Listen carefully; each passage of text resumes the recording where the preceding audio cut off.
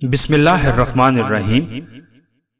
آج ایک قصہ آپ کے گوش گزار کروں گا جس سے یہ پتہ چلتا ہے کہ حضرت علی رضی اللہ عنہ کی شان حضور اقدس صلی اللہ علیہ وآلہ وسلم کی نظر میں۔ چلیے شروع کرتے ہیں۔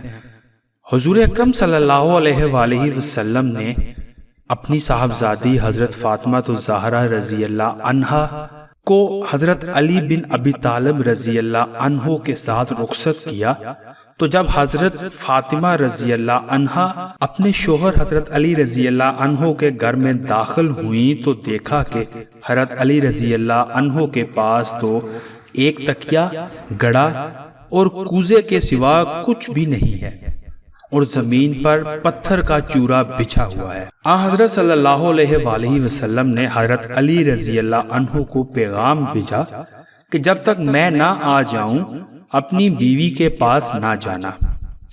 تھوڑی ہی دیر کے بعد حضور اقدس صلی اللہ علیہ وآلہ وسلم رونق افروز ہوئے۔ آپ صلی اللہ علیہ وآلہ وسلم نے پانی لانے کا حکم دیا۔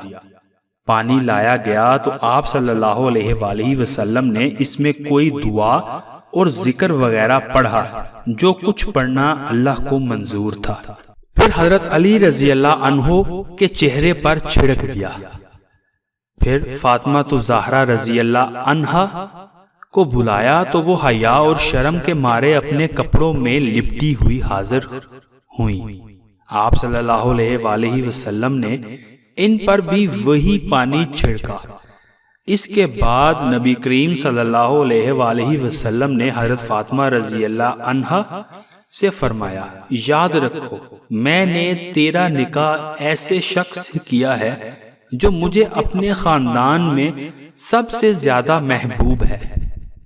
پھر حضور اقدس صلی اللہ علیہ وآلہ وسلم حضرت علی رضی اللہ عنہ کو یہ فرماتے ہوئے واپس تشریف لے گئے کہ اپنی اہلیہ کو لو اور ان دونوں کے لیے دعائیں کرتے رہے یہاں تک کہ حجرے سے باہر آ گئے۔